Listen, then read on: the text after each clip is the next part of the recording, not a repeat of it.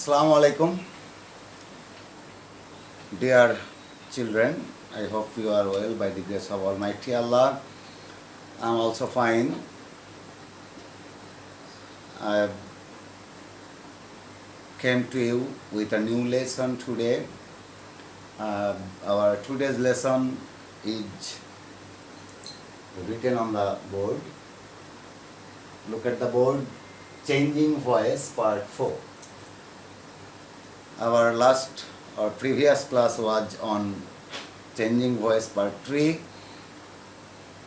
আজকে আমরা চেঞ্জিং ভয়েসের পার্ট 4 নিয়ে আলোচনা করব। তো তোমরা এতক্ষণে হয়তো আমার সাথে খাতা কলম নিয়ে বসে গেছো। আশা করি সূত্রগুলো ভালোভাবে লিখে নেবে এবং সেই অনুযায়ী বাসায় কাজ করবে। তো বন্ধুরা, আমরা কথা না বাড়িয়ে আমাদের কাজ শুরু করি। তোমরা আমার সাথে থাকো। So let's get started our today's lesson. আমরা আজকে দেখি রোল নাম্বার 11। রোল নাম্বার 11টা আমরা 12 এ যেটা করেছিলাম সেটা একটু দেখে নিই। সেখানে ছিল কি, সেটা ছিল হচ্ছে অ্যাক্টিভ, যেটা ডাবল অবজেক্ট আমরা সেখানে কমপ্লিমেন্ট সহ দেখিয়েছিলাম। কিন্তু আজকে আমরা কমপ্লিমেন্ট আর দেখাবো না, আজকে আমরা নতুন করে অপশনে যাব। তো যেটা আজকে দেখবো সেটা হচ্ছে ইউজ অফ কমপ্লেক্স সেন্টেন্স। আমরা দেখি use of complex.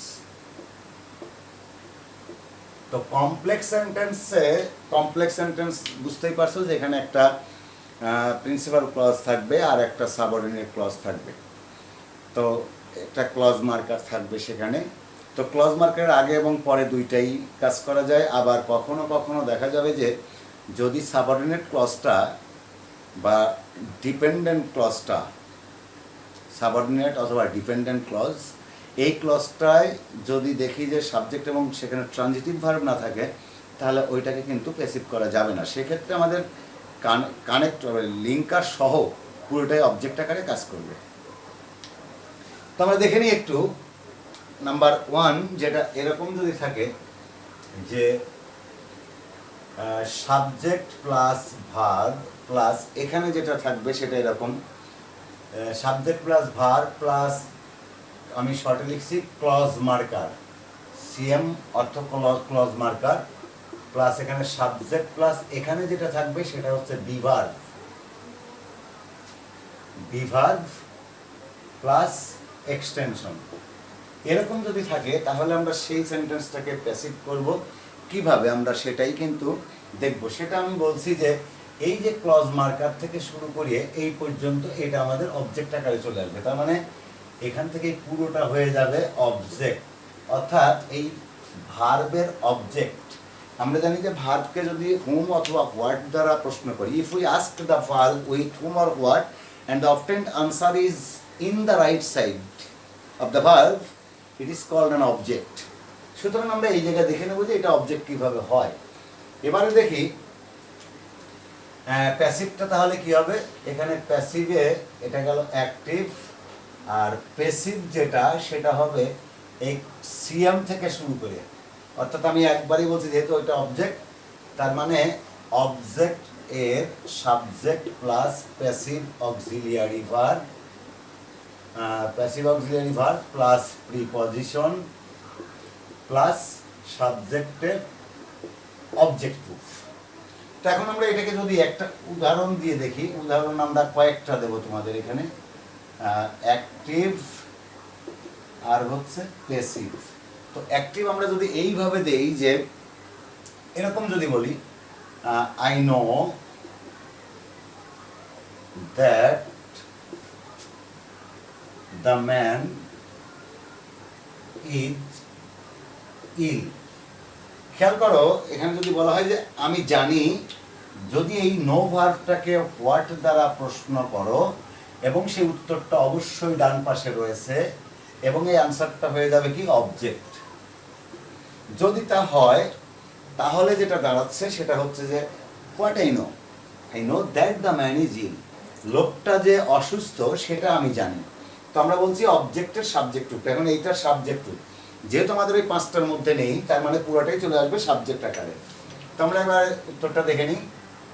That the man is ill, এবারে যেটা আসবে সেটা হচ্ছে ভার্বের প্যাসিভ অক্সিলিয়ারি ভার্ব। তাহলে নো V1 রয়েছে, তাহলে আমি যান, তাহলে ইজ V3 রয়েছে। প্যাসিভ অক্সিলিয়ারির পরে সরি এখানে একটা V3 হবে। প্যাসিভ অক্সিলিয়ারি ভার্বের পরেই সবসময় V3 হয়। আচ্ছা, V3 হচ্ছে নন। এরপর যেহেতু নন ভার্বের পরে টু বসে, তাই আমরা বলছি যে টু কি আছে, সাবজেক্টের অবজেক্ট টু মি হয়ে গেল। তাহলে এটা ছিল, আমরা দেখলাম যে কমপ্লেক্স সেন্টেন্সের যদি তোমার সাবঅর্ডিনেট ক্লজটার মধ্যে রিভার্স থাকে, তাহলে আমরা ক্লজ মার্কার থেকে শুরু করে পুরোটাকেই সাবজেক্ট আকারে নিয়ে এসে এরপরে সাধারণ যে নিয়ম সাবজেক্ট ভার্ব অবজেক্ট, এই তিনটা ধরে আমরা এটা করে যাব। এবারে যদি আমি বলি এরকম যদি আসে সেন্টেন্সটা, আই নো, আমি জানি, কি জানি, এই জায়গায় দি ম্যান ইজ ইল না লিখে আমি যদি এইভাবে বলতাম দ্য ম্যান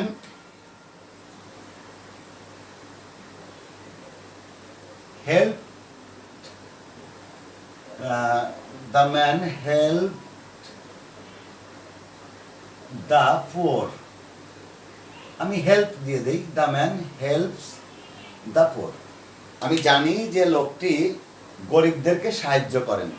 তাহলে এখন খেয়াল করি আমরা এইটাকে যদি আমরা ক্লজ মার্কার ধরে নিই সিএম, তাহলে এখানে একটা সাবজেক্ট পাচ্ছি দ্য ম্যান, এইটুকুর ক্ষেত্রে একটা সাবজেক্ট পাচ্ছি, এটা দ্য ম্যান সাবজেক্ট, এটা কিন্তু ট্রানজিটিভ ভার্ব হেল্পস, কারণ আমরা হেল্পস ভার্বকে প্রশ্ন করছি যে হুম কাদেরকে সাহায্য করে, দ্য পোর, সুতরাং এটা ভার্ব আর এটা অবজেক্ট। এখন যেটা করতে হবে, আমরা এই know, I know what I know, এই নো ভার্বের একটা অবজেক্ট ইট ধরে নিলে ভালো হয়। আই নো ইট, তার মানে এটাকে আমরা ধরে নেব, ধরে নিয়ে এখন এইটুকুকে আগে প্যাসিভ করে নেব, তারপরে ওই অংশটার প্যাসিভ করব, অর্থাৎ ক্লজ মার্কেটটা মাঝখানে থেকে যাবে। তাহলে আমরা উত্তরটা একটু দেখে নেই কি হয়। উত্তরটা হচ্ছে এরকম, আই নো ইট, এটাকে যদি আমি করি তাহলে subject verb object it, is যেহেতু V1 রয়েছে, it is known to me, এটা আমার কাছে জানা, এটা আমার জানা, ইহা আমার জানা, কি জানা দেখি এবার, দ্যাট যে, এইবার আমরা এখানে সাবজেক্ট ভার্ব অবজেক্ট একইভাবে দ্য পোর, এটাকে আমরা সাবজেক্ট আকারে নিয়ে আসছি, দ্য পোর, এবার হেল্পস V1 এস রয়েছে, তার মানে আমি যার, এর মধ্যে দ্য পোর, আর খেয়াল রাখবে দ্য পোর অলওয়েজ প্লুরাল, কারণ পোরটা অ্যাডজেক্টিভ, আর অ্যাডজেক্টিভ যদি দি গ্রহণ করে নাউন হয়ে যায় তাহলে আলটিমেটলি সেটা প্লুরাল হয়ে যাবে, অলওয়েজ প্লুরাল। তাই the poor are helped by the man হয়ে গেল। তো এটা এরকম করা যায়। আবার যদি আমি এভাবেও না করি, আরেকভাবে করা যেতে পারে, যেমন ধরো আরেকটা উদাহরণ তোমাদেরকে দিয়ে দেই, তোমরা কিন্তু অবশ্যই ঘরে বসে এরকম করবে, কারণ বাসায় যদি প্র্যাকটিস না করে তাহলে হবে না। যেমন ধরো আমি যদি বলি যে তোমার যে কোনো বন্ধু তোমাকে একটু বকা দিয়েছে বা গালি দিয়েছে, এরকম যদি হয়, তাহলে আমি এইভাবে বললাম যে হি এনশিওরড মি, সে আমাকে নিশ্চিত করেছিল, কি নিশ্চিত করেছিল, দ্যাট, এখানে যদি বলি রিফাত স্কল্ডেড, আমি এখানে স্কল্ডেড দিতে পারি, আবার এমন হতে পারে যে আমি স্কল্ডেড না দিয়ে এখানে রিভিউড দিতে পারি, একই কথা গালমন্দ করা বা বকা দেওয়া, স্কল্ডেড রায়হান, এটাকে আমরা কি করব, দেখো এখানে এই যে হি এনশিওরড মি, এখানে যেমন আমরা আগেরটাই যেমন করেছিলাম, যে আগেরটাই কি করেছিলাম সেটা হচ্ছে যে আই নো, ওখানে it is none to me, এখানে এই সাবজেক্টের অবজেক্ট আর প্রয়োজন পড়বে না, কারণ আমি নিশ্চিত হয়েছিলাম। এইটাকে আমি নিয়ে আসি আমি কয়েক ধরনের দেখালাম। I was ensured. দেখো এখানে আর হিয়ের, এখানে এটার কোনো প্রয়োজন নেই, হিয়ের অবজেক্টের কোনো প্রয়োজন নেই। আই ওয়াজ এনশিওর্ড, আমি নিশ্চিত হয়েছিলাম। কি নিশ্চিত হয়েছিলাম? এবার সেটা দ্যাট রায়হান, এখানে অবজেক্ট রয়েছে, সাবজেক্ট, এটা ভার্ব আর এটা অবজেক্ট। তাহলে অবজেক্টের সাবজেক্ট রায়হান ওয়াজ স্কল্ডেড, রায়হান ওয়াজ স্কল্ডেড কি, কার দ্বারা? এই যে তাকে গালমন্দ করা হয়েছিল, কার দ্বারা করা হয়েছিল? বাই রিফাত। হয়ে গেল। তো এই ছিল আমাদের কমপ্লেক্স সেন্টেন্সের উপরে যে ব্যবহার। এবারে আমরা যেটা দেখব সেটা হচ্ছে, যদি সেন্টেন্সে তোমরা দেখো এরকম যে কিছু কিছু ভার্ব আছে, যে ভার্বগুলো থাকলে ভার্বের পরে আবার ওখানে অবজেক্ট থাকবে, এরপর আবার কি থাকবে? একটা ইনফিনিটিভ থাকবে, ইনফিনিটিভের পরে একটা অবজেক্ট। তার মানে subject, verb, object, infinitive, object যদি এমন থাকে তাহলে সেই ক্ষেত্রে আমরা কি করব? স্ট্রাকচারটা দেখে নিই। তাহলে রুল নাম্বার 12, সেটা কি? Subject, verb, object, infinitive. Infinitive তোমরা অবশ্যই ইনফিনিটিভ জানো বন্ধুরা, অর্থাৎ 2 + V1টাকে বলা হয় ইনফিনিটিভ, প্লাস আবার একটা অবজেক্ট থাকবে। তো এরকম যদি থাকে তাহলে আমরা সেটাকে কিভাবে করব সেটা একটু দেখে নিই। তাহলে আমরা দেখে নিই এবার। এই জায়গা যেটা আসবে সেটা এই সাবজেক্ট এখানে বসে যাবে, তার মানে সাবজেক্ট প্লাস এই ভার্বটা থাকবে, আর এই যে ইনফিনিটিভের পরের যে অবজেক্টটা থাকবে সেটা চলে আসবে এখানে। তার মানে আমি এখানে লিখে দিলাম কি? ইনফিনিটিভ, শর্টে লিখলাম ইনফিনিটিভ এর পরের অবজেক্ট, ইনফিনিটিভের পরের অবজেক্ট। এরপরে কি আসবে? এরপরে যেটা আসবে সেটা হচ্ছে এই যে ইনফিনিটিভ রয়েছে এখানে, ইনফিনিটিভ বলতে কি 2 + V1, এই জায়গায় এসে এই ইনফিনিটিভকে প্যাসিভ করতে হবে। তাহলে এখানে যেটা আসবে সেটা আমি 2, এই 2 এর পরে যা হবে 2 + B + V3। এখন এই যে এখানে কিন্তু এই ভার্বটা চলে গেছে, আমার আছে ইনফিনিটিভের ভার্ব, তার মানে এটা প্যাসিভ ইনফিনিটিভ। আমরা এটাকে বলছি কিন্তু ইনফিনিটিভ, তবে এটা প্যাসিভ ইনফিনিটিভ। এইটুকু দিয়ে দিলে আর আমার কোনো কিছুর প্রয়োজন পড়বে না। যেমন ধরো আমি যদি এইভাবে বলি যে একটা সাবজেক্ট দিব, এবার সাবজেক্ট তুমি যে কোনোটা দিতে পারো। আমি উদাহরণে যদি বলি, যেমন ধরো দ্য টিচার ওয়ান্টস ইউ, শিক্ষক চান, কি চান? ইউ, তোমার কাছে চায়। তোমার কাছে এটা চায় যে to work out the sum, to work out the some.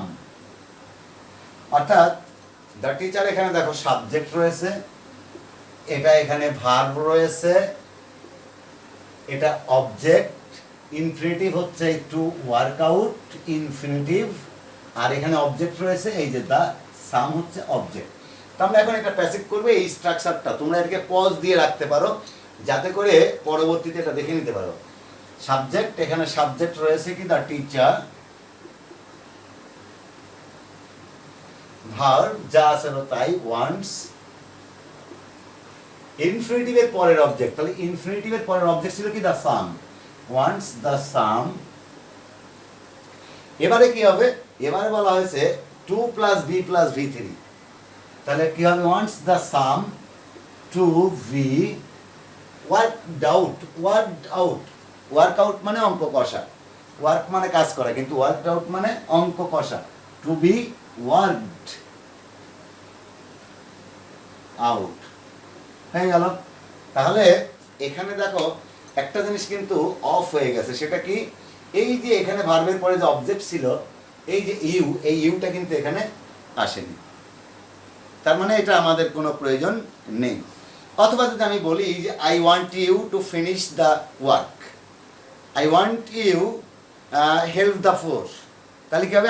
I want the poor to be helped by you, এটার কোনো প্রয়োজন নেই, আমি চাই যে গরিবদের সাহায্য করা হোক। এই হচ্ছে মূল কথা। তাহলে এরকম তোমরা ঘরে বসে অনেক করবে, আমি আশা করি তোমরা এটার থেকে পিছু পা হবে না। এবারে আমরা যেটা দেখবো সেটা 13 নম্বর, যেটা রুল নাম্বার 13। এটাতে আসার আগে আমি এখানে একটু দেখে নিই, স্ট্রাকচার একটু দিয়ে দিই।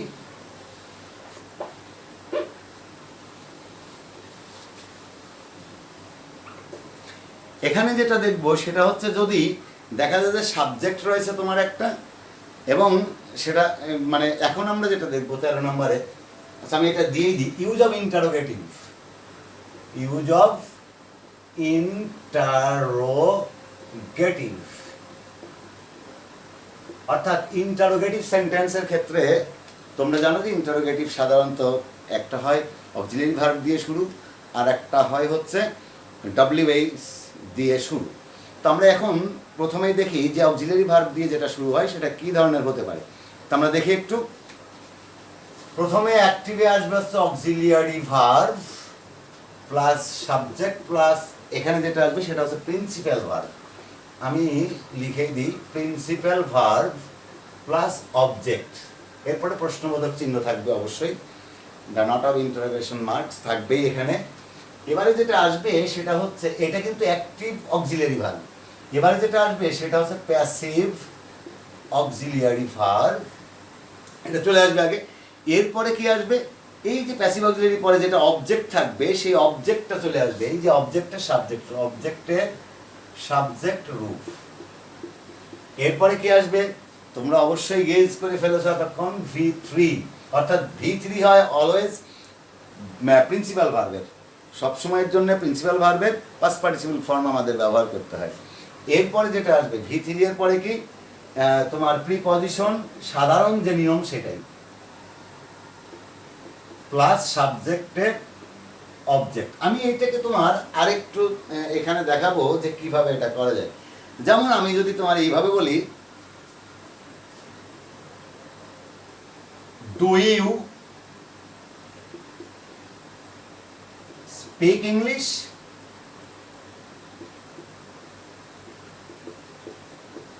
অথবা যদি বলি ডাজ হি স্পিক ইংলিশ, অথবা যদি বলি ডু দে স্পিক ইংলিশ, তুমি কি ইংরেজিতে কথা বলো? যদি এটা হয় আমরা এই সেন্টেন্সটাকে আগে অ্যাফার্মেটিভ করে নিই। যদি অ্যাফার্মেটিভ করি তাহলে এইটা, এই অ্যাফার্মেটিভ ডু থাকলে, যদি এখানে ডু থাকে তাহলে V1 হয়ে যায়। তাহলে অ্যাফার্মেটিভ করলে কি হয় আমরা দেখে নিই, ইউ স্পিক ইংলিশ,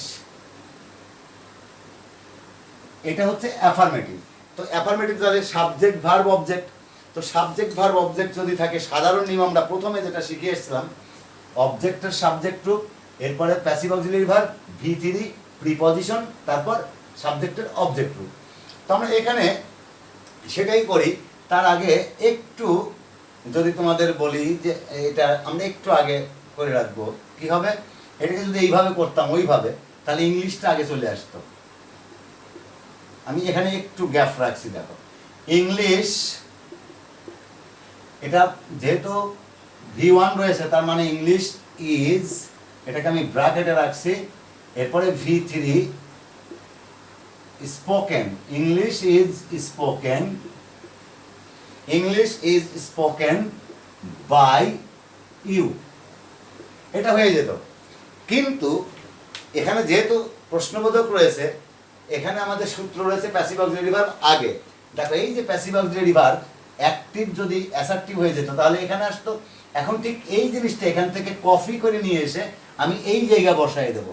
তাহলে কপি করা মানে আমি এখান থেকে ইরেস্ট করা, কপি করা মানে এখান থেকে কাট করে দিলাম, কাট করে আমি এটাকে এখানে নিয়ে এসে পেস্ট করলাম। দেখো কি হলো, ইজ। তাহলে কি হচ্ছে ইংরেজিটা, is English spoken by you. কি খেয়াল করছো বন্ধুরা? অবশ্যই যে এটাকে তুমি অ্যাফার্মেটিভ করে নাও, করে নিয়ে তারপরে তুমি এটা আগে নিয়ে আসো, হয়ে গেল। এখন এই সেন্টেন্সটাকেই যদি তুমি মনে করো যে আমি WH যুক্ত করব, তাহলে কি হবে, তাহলে যেটা হবে সেটা হচ্ছে এখানে আছে ডু ইউ স্পিক ইংলিশ, তুমি কি ইংরেজিতে কথা বলো? How do you speak in English, তুমি কিভাবে ইংরেজিতে কথা বলো? When do you speak in English, তুমি কখন ইংরেজিতে কথা বলো? Where do you speak in English, কোথায় কথা বলো ইংরেজিতে? হোয়েন বা why do you speak in English, তুমি ইংরেজিতে কেন কথা বলো? তাহলে এরকম আমি WH যে কোনোটা দিয়ে দিতে পারি। তো সেক্ষেত্রে যেটা স্ট্রাকচার আসবে, দেখো সবই ঠিক থাকবে, এই জায়গায় এটা আসবে WH ওয়ার্ড শুরুতে, আর এখানেও চলে আসবে ঠিক ওই WH ওয়ার্ড, এইটা শুধু যোগ হবে, অর্থাৎ এর পরে আসবে এইটা। খেয়াল করো WH ওয়ার্ড, তারপরে যা আছে তাই, এর কোনো চেঞ্জ হবে না, কোনো ব্যত্যয় নেই। এখানেও ঠিক তাই।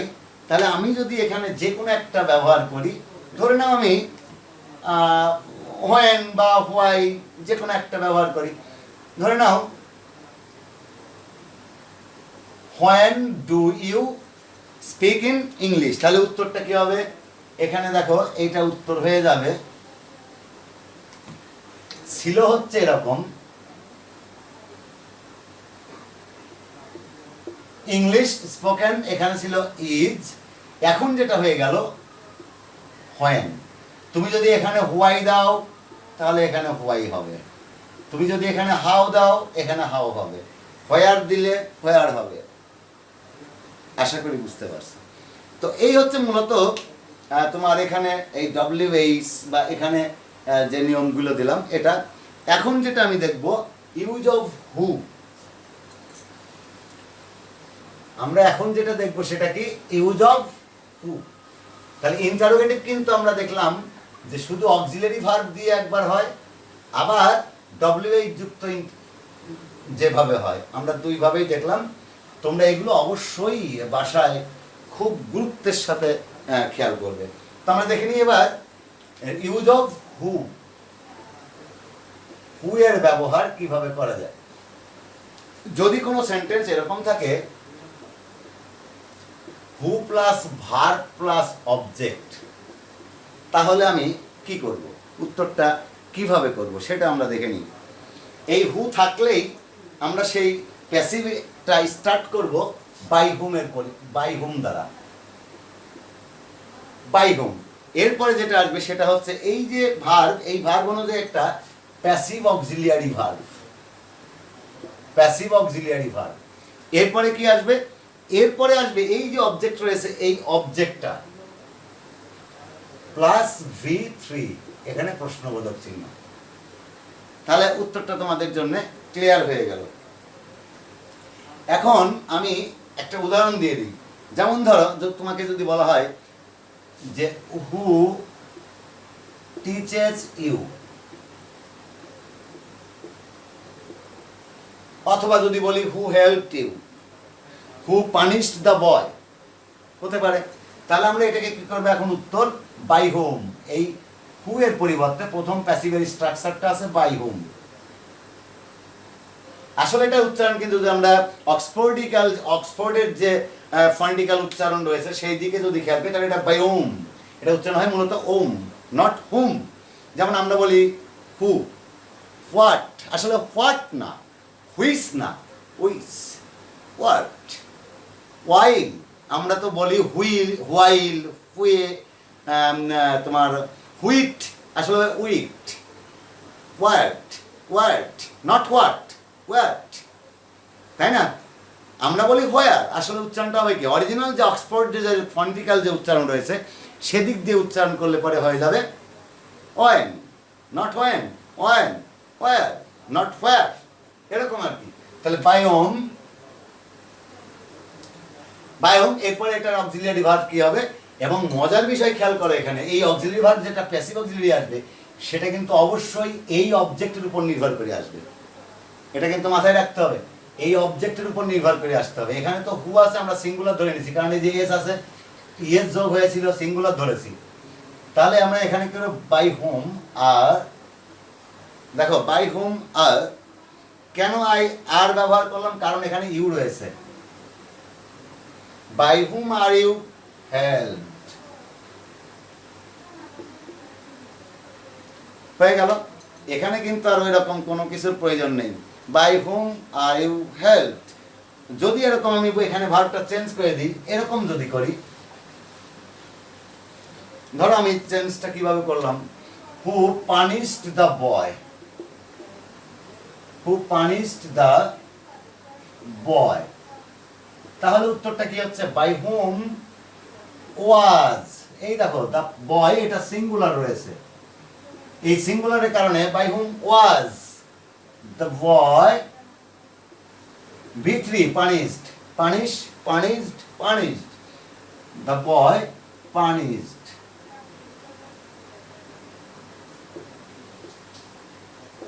হয়ে গেল। এখন যদি তোমাকে যে কোনো একটা কন্টিনিউয়াস দিয়ে যদি আমি বলি যে হু আর কলিং ইউ বা হু আর কলিং মি, এরকম যদি আমি ব্যবহার করি, হু আর কলিং মি, কে কারা আমাকে ডাকছে। দেখো আর থাকার কারণে এখানে হুটা প্লুরাল হয়ে গেছে, কারণ হুটা who may be used as a singular or plural. তো যেহেতু এখানে আর রয়েছে, এই হুটা সিঙ্গুলার কি প্লুরাল সেটা নির্ভর করবে এর পরের যে ভাব সেটার উপরে। যেমন আমরা ইন্ট্রোডাক্টরি অর প্রিপারেটরি দেয়ার ব্যবহার করি, there may be singular or plural, there may be used as singular or plural. যেমন there is a boy, there are many boys, তাহলে এরপরে যেটা থাকবে সেই ভার্বের উপর নির্ভর করবে এটা সিঙ্গুলার না প্লুরাল। কিন্তু ইট যদি হয় প্রিপারেটরি ইট, সেটা কিন্তু always singular. It, IT it, a pronoun must not be used as a plural one or plural pronoun, এটা কিন্তু মাথায় রাখতে হবে। তাহলে আমরা দেখি এখানে বাই হোম, এরপরে অক্সিলারি ভার্ব, এই যে কন্টিনিউয়াস রয়েছে অ্যাম ইজ আর, এবং ভার্বের সাথে আইএনজি থাকলে কি হবে, বিং চলে আসবে, am is are plus being. তাহলে আমরা দেখবো যে ওইটা কিন্তু পরে যাবে, আমরা বলছি অবজেক্টের আগে একটা মাত্র আসবে অবজেক্ট, অক্সিলারি ভার্ব। তাহলে বাই হোম এখন নির্ভর করবে এইটার উপরে, এটা কি হবে তাহলে, বাই হোম অ্যাম, এই দেখো এই যে অবজেক্ট, এই অবজেক্টের সরি এখানে এই যে অবজেক্টের সাবজেক্ট,